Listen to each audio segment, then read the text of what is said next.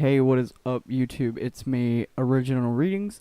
For the time being, I'm looking into getting a name change to something more better, I guess.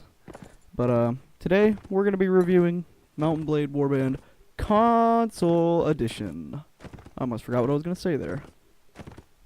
Anyways, this isn't console gameplay. I'm sure you're fairly aware of that. This is actually a mod for the PC called Nova Atis. Version 4.0, which is pretty cool. I'm gonna show a little bit of the new features in this mod, such as cannons, and a bunch of other stuff. So stick around for that. Right now I'm just kind of harassing some bandits, so you know.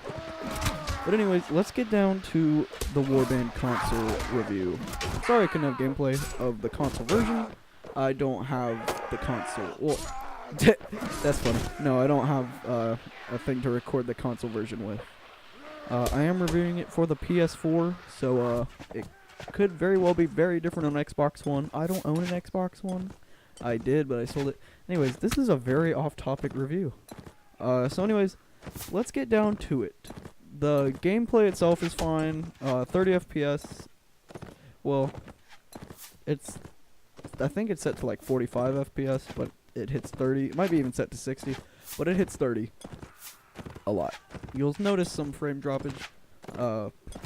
Giving out commands is pretty difficult just because you got a D-pad, down, D-pad, down, D-pad, to whatever you're trying to get to, and then you D-pad again, and then you D-pad again to give them the command. And that just takes too long, because by the time you give them the command that you want to give them, they're already fighting, which is pretty unfortunate. But it's a controller, so you can't. It's not a keyboard. You don't have like 64 keys. You can only do so much with it. So I'm not gonna be too harsh in that area. The combat in the game is kind of clunky.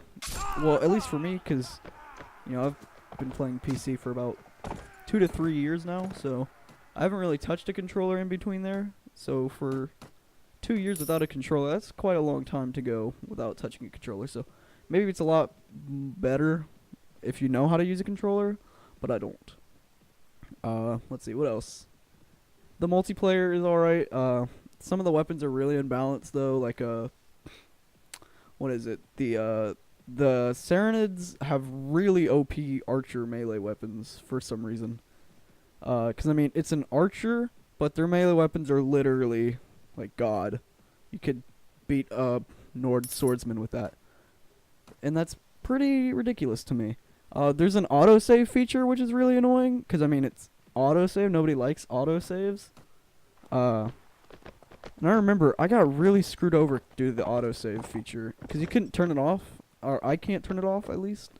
I looked throughout the options the entire time, and it didn't give me an option to turn off autosave. So that's great. Not really. That's actually really bad. And I got screwed over because I only had like 12 Rodok recruits, and just this army of Swatians came up and attacked me. I got wrecked.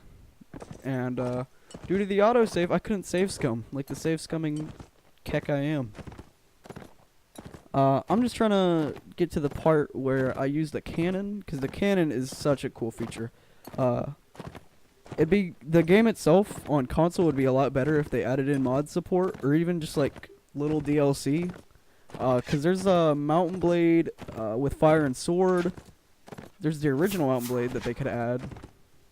With fire and sword is cool because it adds a bunch of different things. But anyways, they could add DLC. Hopefully they get Napoleonic Wars on there. That'd be really cool to see Napoleonic Wars on console. Viking Conquest I never really touched much on PC just because I heard Britain Waldo was so much better. But it'd be cool to see other worlds. Maybe if they added a Clash of Kings mod on it, that'd be really cool. I assume these are all going to be paid DLC, so anything you buy could be like mods for like $1 maybe, $2, $10, I don't know. The game will set you back $20 on console. Hopefully in the future they get G2A on it, so it's like $7 on console, because that's really it's not what it's worth. It's worth like 60 if you're getting it on PC, but on console, where at the moment there's only one world you can conquer, I don't think that's worth $20, because I could literally conquer that within 48 hours, and I really don't think that's worth 20. Anyways, we're here at the cannon, finally. I don't think he kills anybody, though. He's kind of the worst cannoner I've ever seen, because they were kind of just standing still. That cannon can and will attack teammates. I've had it rip through my Rodok spear line once.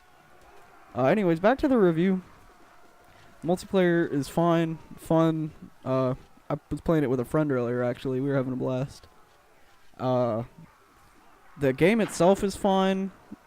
30 FPS around. A battle size of only 100, which is pretty unfortunate. I play at 250 on console.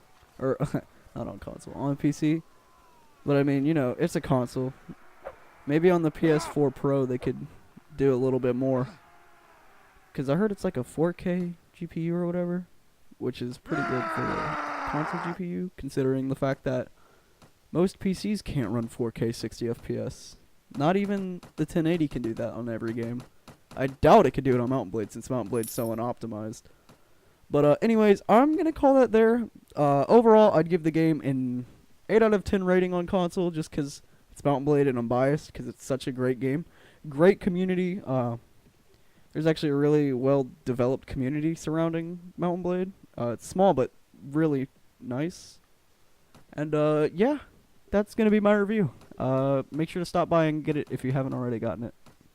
You have a good night.